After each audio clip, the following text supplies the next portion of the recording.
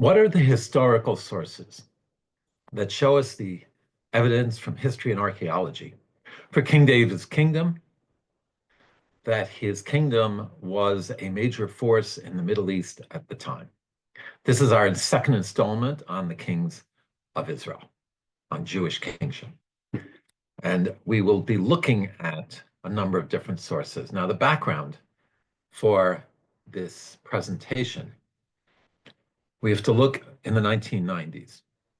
As the Oslo Accords were emerging, there also emerged a school of academics called the minimalists, who argued that we have no historical archaeological evidence of King David other than the Bible.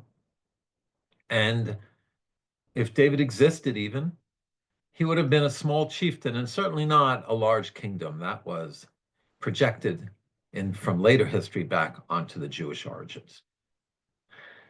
In addition to that, at the time, in and around Jerusalem, there were Palestinian groups that were handing out pamphlets saying that the Jewish temple never existed in Jerusalem, and therefore the Western Wall is not Jewish either.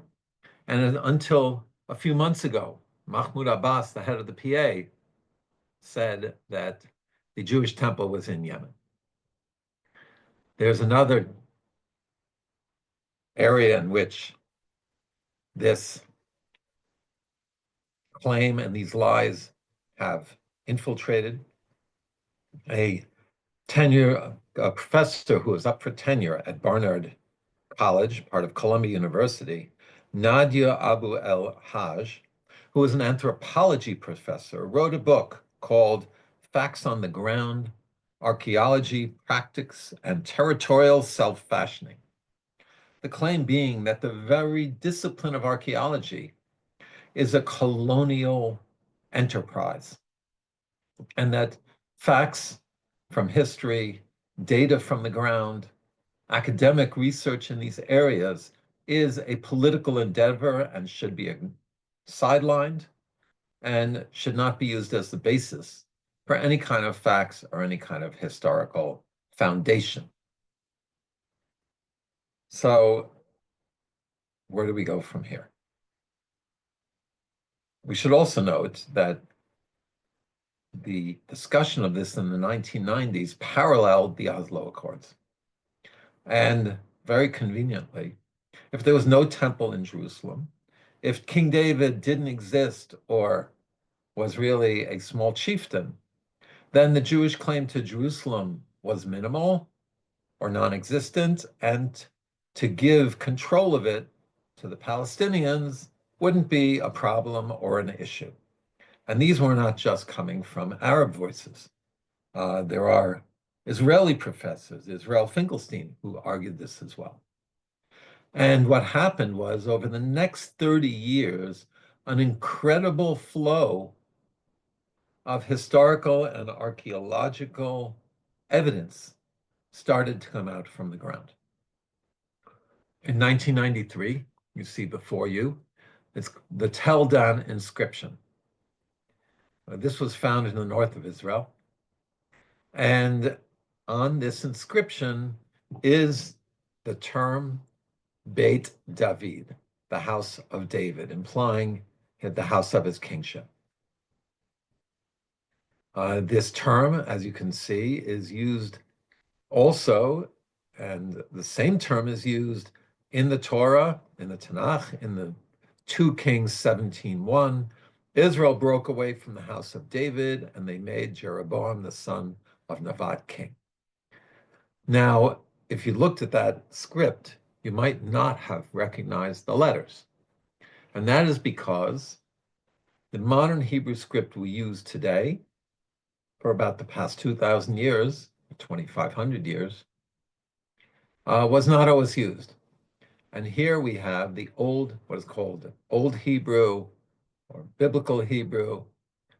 In the Talmud itself, actually discusses this. It's called Ktav Ivrit, Hebrew script, as opposed to Ktav Ashurit, Assyrian script, which is the one we use today.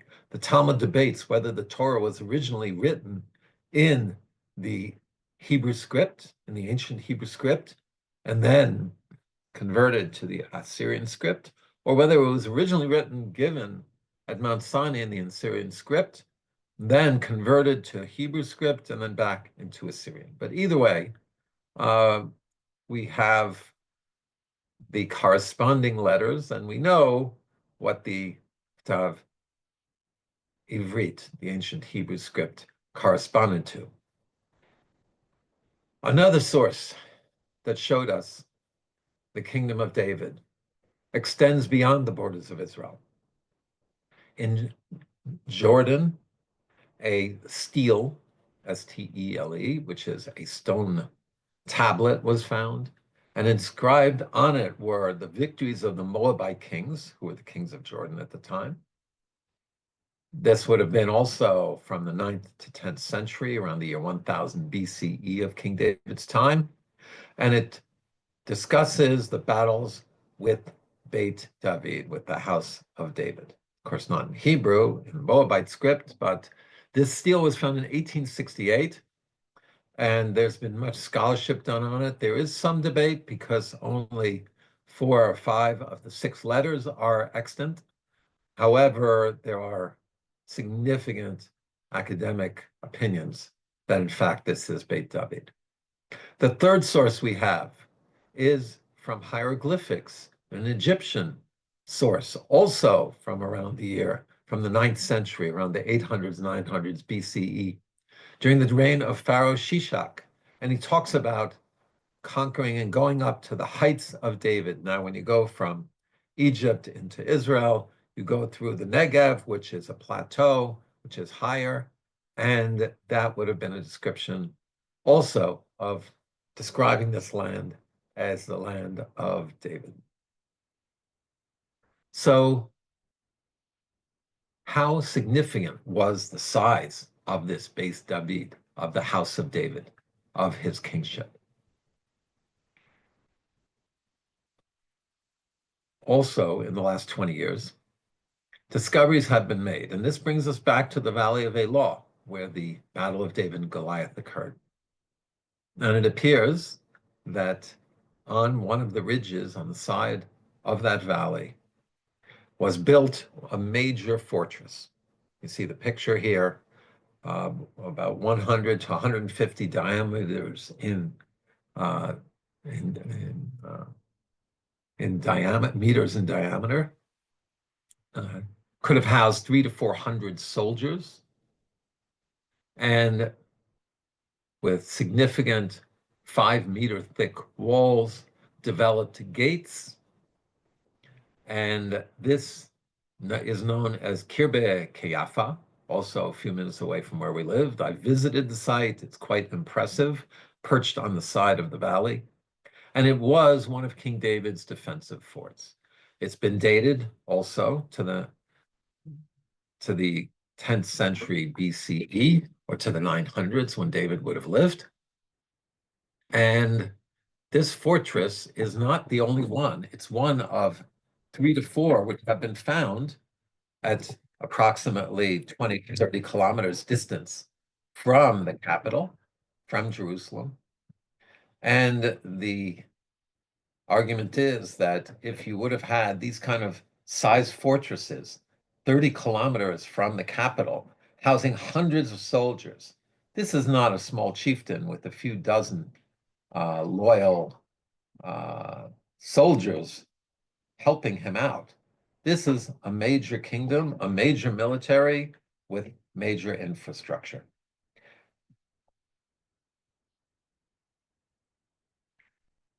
Let's now move on to look at Jerusalem. Because in Jerusalem itself, we have the archaeological site of Ir David, the city of David. And this site has been excavated also, interestingly enough, since the 1990s, particularly by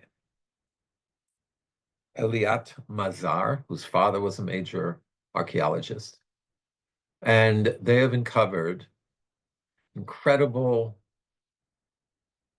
evidence of the origins of the Jewish presence in Jerusalem. We talked about King David conquering the ridge, which you see here, and buying the threshing floor of which would become the Temple Mount.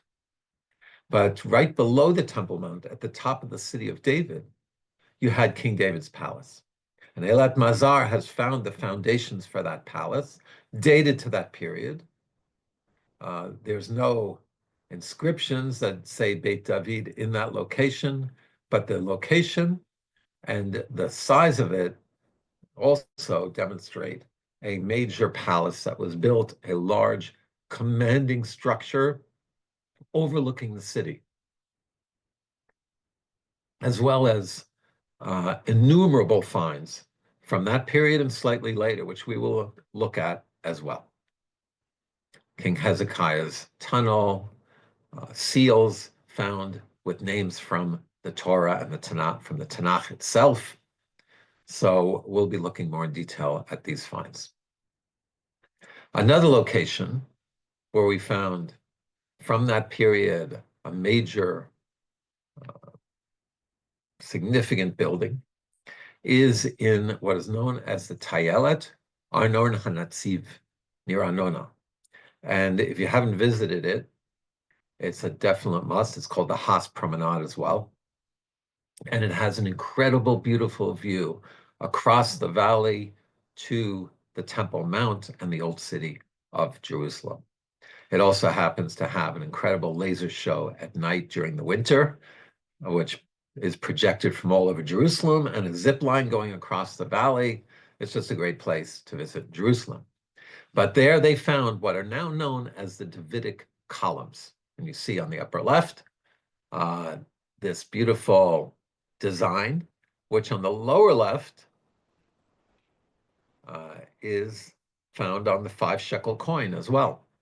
And you have a pictorial rendering of what those columns would have looked like, the view it had, and that it commanded.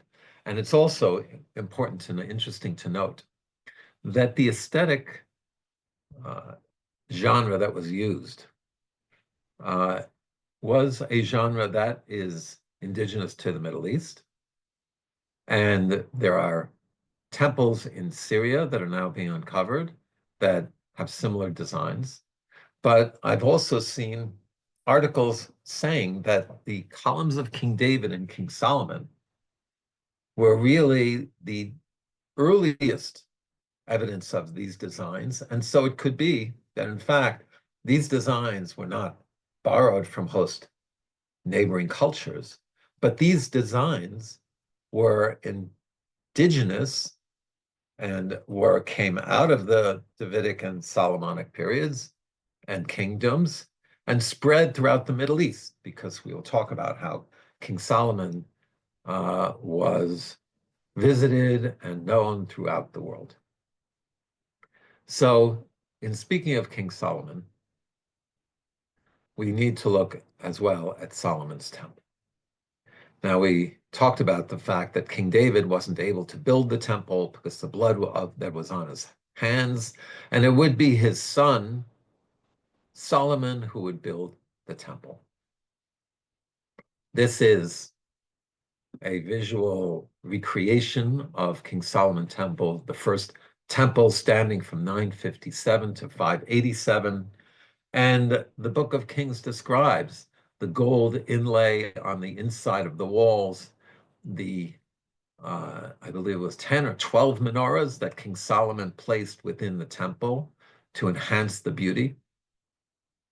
The temple, of course, being the center of Jewish worship, where offerings were brought, and was on the highest spot overlooking the entire city of Jerusalem.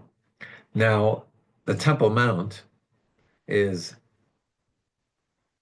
while it's within Israeli territory and was part of Israel, which we retook in 1967 when we unified the city of Jerusalem after the Jordanians attacked us. And between 1948 and 1967, the Jordanians would not let us visit the Western Wall. Visiting the Temple Mount itself is an issue of rabbinic debate. There are Jews who go regularly, and I won't get into the politics of it, but suffice it to say that if a Jew is allowed to visit the Temple Mount, then why shouldn't we be given access to our holy site? Jerusalem is an open city where Israel has ensured that all religions have access to their holy sites. So certainly we should as well. Now, about the Temple Mount itself. The temple itself was destroyed. The Western Wall is from the Roman period, which we'll talk about next week. But what happened was that, and also around the early 2000s, since the control, the running of the Temple Mount is in the hands of the Waqf, the Jordanian religious officials, so they were doing construction on the Temple Mount, which had not been approved. Any construction in Israel has to have archaeologists who come and look first, who do surveys. It was not done. Bulldozers were brought. Earth was dug out, and very possibly to destroy the Jewish evidence of our history on the Temple Mount, and also to expand what was known as Solomon's Stables, which were not Solomon's Stables, but an underground area into a larger mosque. And after that was done, the Arabs who were doing it took the earth and dumped it behind the Temple Mount. And ironically, their attempt to destroy the evidence only served to bolster it. Because since then, there's been something called the sifting project, where volunteers go, they sift through that dirt that was dug up, and incredible findings have been found from the Temple Mount, including the pomegranate, the ivory pomegranate, which the Torah describes being on the very garments of the high priest. And other archaeological finds have come out of that, dating all the way back, once again, to the times of King Solomon, reinforcing the archaeological evidence for the Jewish presence on the Temple Mount. Now, let's continue in our historical timeline, and here we speak about King Solomon. King Solomon was the son of David from Bathsheba, and as King David was getting old, not his son Avshalom who rebelled, but another son, Adoniyahu, started to position himself as the future king. He built himself a throne, had an entourage, and Bathsheba, Solomon's mother, marched into King David and said, "You promised that Solomon would be the next king." David makes a public proclamation to that effect, and when he dies, Solomon takes over at age 13 to be the next king of Israel. Now, who was King Solomon? King Solomon was a very significant figure in Jewish history and Jewish spirituality. He wrote 3 of the books of the Tanakh, of the Old Testament, of the Jewish Torah. And those were Proverbs, which is a book of sayings, of wisdom, Ecclesiastes, which is like a Jewish Siddhartha, an account of someone who goes through all life journeys and talks about his insights into life. Most notably, every season, a time to laugh, a time to cry, a time for peace, a time for war, which was made into a famous song. And the third book is the Song of Songs, which is really a love, almost poem or drama between a young man and woman, which we understand as being a metaphor for God and the Jewish people, for the relationship between God and the Jewish people. King Solomon is described in the Torah as the wisest of all men. Now, we talked about the fact that who is considered in Jewish tradition to be the greatest of all prophets that ever lived? That would be Moses. And he was the humblest of all men, not the wisest of all men.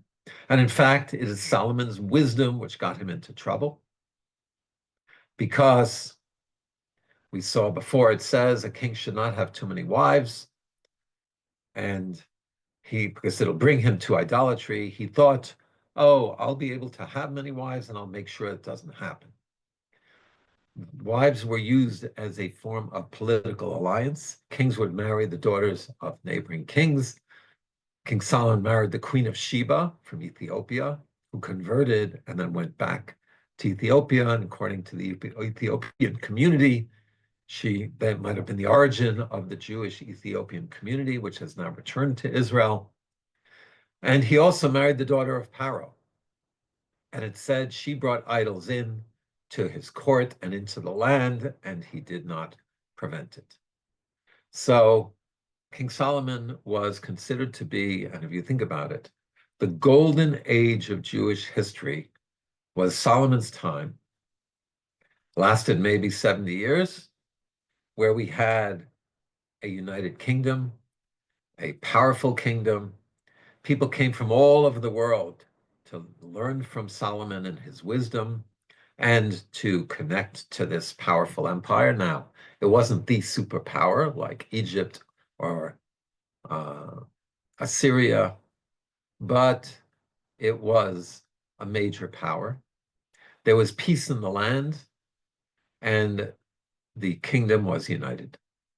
And tragically, that will not last long, because no sooner had King Solomon died that the people started to complain. They complained to his son Rehoboam, who was supposed to take over as king, that the taxes are too high. And remember, when people asked for a king to the prophet Samuel, he warned them, the king is going to build palaces, he's going to tax you, he's going to have an army, which you'll also have to pay for. Your sons and daughters will be drafted into service of the king. And the people complained to Rehoboam. He was deaf to their complaints. He refused to compromise. And so one of Solomon's generals, Jeroboam, Yeravam, broke away, turned against Rehoboam, and led a civil war.